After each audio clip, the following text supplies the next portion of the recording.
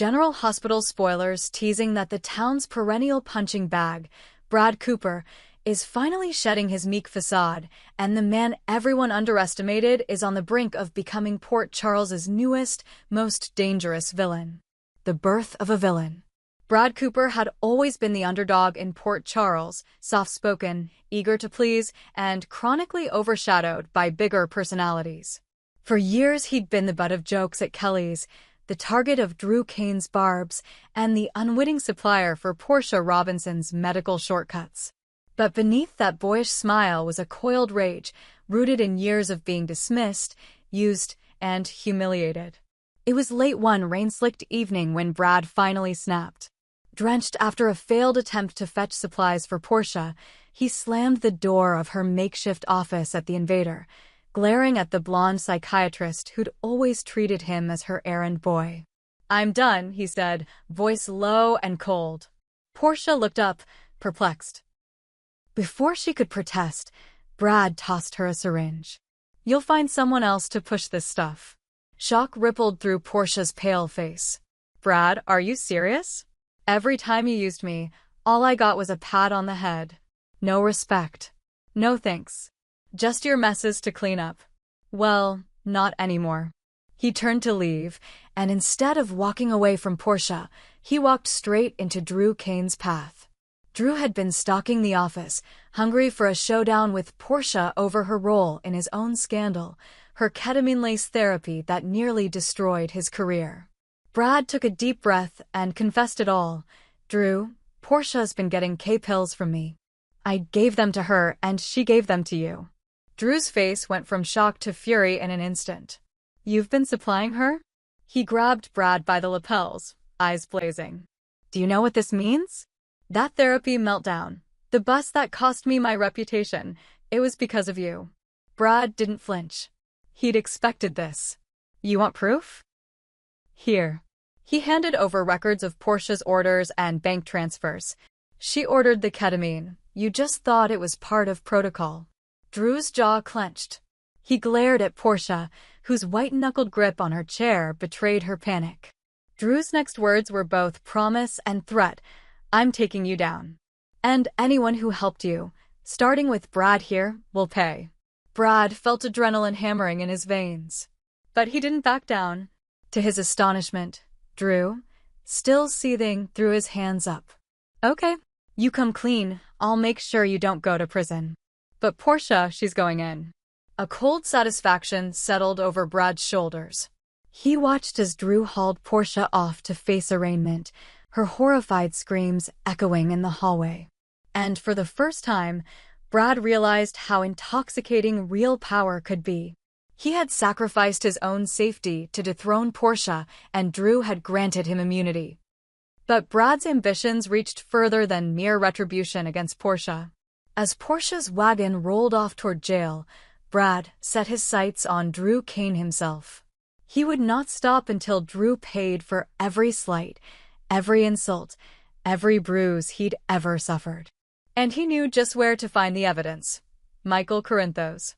Unbeknownst to most, before Sonny's penthouse exploded, before Michael's life-threatening burns, Michael had been secretly gathering proof of Drew's misconduct.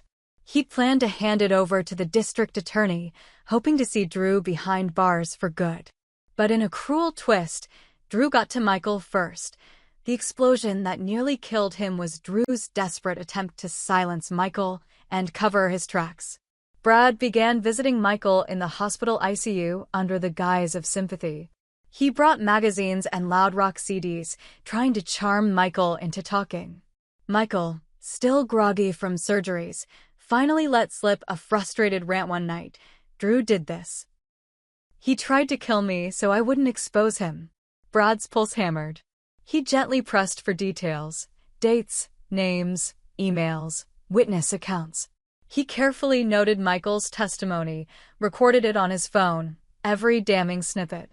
With that, Brad strode into the Port Charles PD and dropped a thick file on the detective's desk, text logs, video clips, Michael's hospital chart, and Michael's taped statement. "This is the proof you need," Brad told them.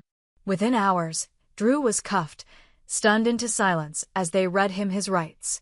Port Charles reeled at the headlines. Beloved Detective Drew Kane arrested for attempted murder. The man who'd once been Jason Morgan's fiercest ally was led away in disgrace. And Brad Cooper, the town's perpetual pushover, stood in the shadows, quietly savoring the moment. The usurper's rise. The Port Charles Police Department had scarcely dusted their hands when the news broke. Detective Drew Kane, once celebrated for his steadfast bravery, now languished in a cell beneath the muted hum of fluorescent lights. Brad Cooper watched the headlines from the shadows of Kelly's Place, the acrid taste of triumph still fresh on his tongue. He'd toppled Portia Robinson. He'd seen Drew, his tormentor, handcuffed and humiliated. Yet, as he sipped his black coffee, Brad felt only the thrum of an emptiness within. This victory, though sweet, was not complete. What remained was the throne that Brad had long coveted, the vast, hidden empire of his own blood. And Selina Wu's fortune loomed at the edge of his ambition. Her holdings stretched from the glinting towers of West Port Charles to the whispering docks of the waterfront. Her shadowy influence, a fortress no outsider had ever breached. Brad knew well, to seize that power would require more than betrayal. It demanded a masterstroke. The gathering storm. Over the next week, Brad crafted his plan with methodical precision. He began by tightening his circle of confidants. Larry Ashton, the disillusioned dock foreman who'd spent years answering to Selina's every whim. Jenna Randall, the bookkeeper at Wu Enterprises, whose fear of Selina's wrath made her ripe for persuasion. And, most critically, Marcus "Tank" Rinaldi, a hulking enforcer whose loyalty commanded respect in the city's underbelly. Brad offered them a vision, a new order under his rule, one where none would answer to the mercurial caprice of Selina Wu. He courted Jenna first, meeting her clandestinely in a cramped storage room at the docks. Selina's books, he whispered, voice low enough that even the stacked crates of shipping supplies couldn't hear. He spread before her a series of spreadsheets he'd meticulously compiled, offshore accounts funneling money into shadow ventures, invoices for illicit arms shipments, and payments to known criminals. Jenna's face paled as she traced Brad's accusations with a quivering finger. These are Selina's signatures, she breathed. Brad leaned forward. Imagine what this could do for us. Hand these over to the feds, and Selina goes down for racketeering. In her absence, you and I run it all. Jenna's eyes glistened with equal parts fear and greed. I'll help, she whispered. Next came Larry. Brad cornered him at the docks one drizzly evening. Larry's broad shoulders hunched against the wind, rain beating on his cap. You know how she treats us, Brad began, voice tight. He recounted stories of docks shut down on Selina's whim, workers left unpaid, fines levied without cause. But if Selina's empire collapses, we rebuild under new management, under yours. Larry's brows knitted as he traded a glance with Brad, long accustomed to weighing risk against reward. Finally, with a grunt, he nodded. All right, I'll cut the ropes when you give the word. But it was Tank whose allegiance would truly tip the scales. Brad found him in a forgotten warehouse, overseeing a clandestine weapons deal. Tank, known for his iron code, listened as Brad dropped the truth.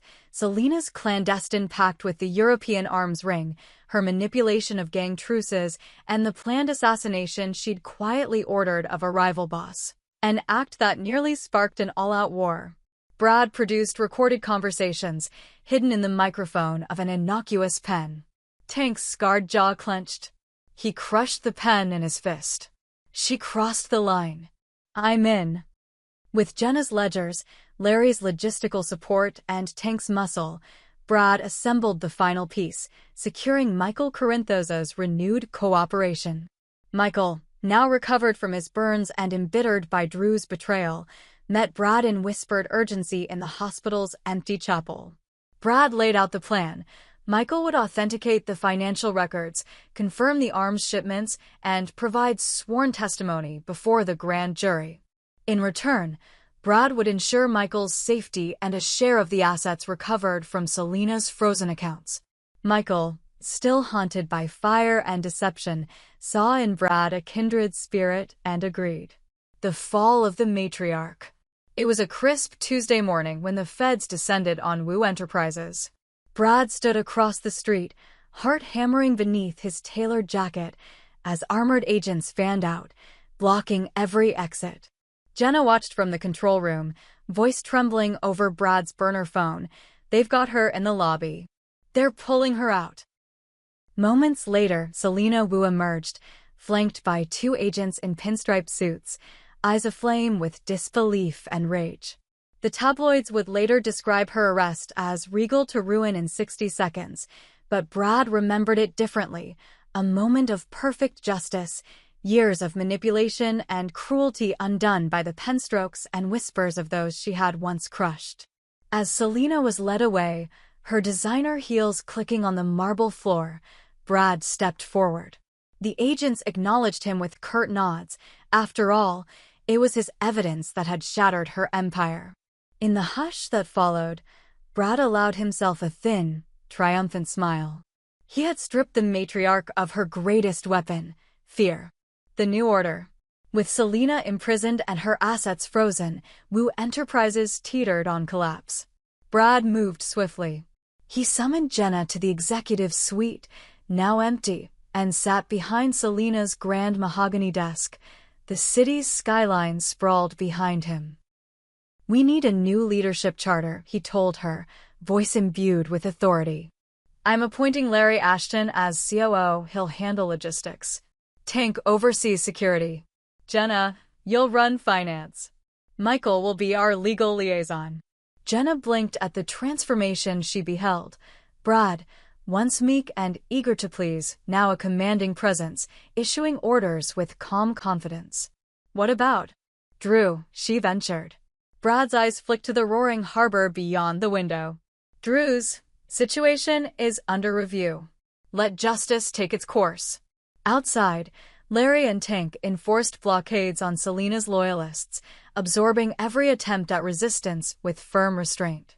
Michael coordinated with the DA's office, smoothing legal hurdles and ensuring that no rival faction could claim the spoils. By sunset, Brad's name had replaced Selina's on the building's directory. Bradley Cooper, Chief Executive Officer. A throne of ashes. Yet power in Port Charles is never secure.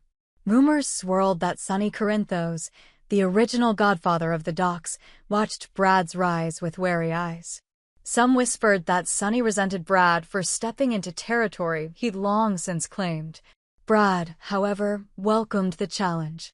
He dispatched Tank to negotiate a tenuous alliance.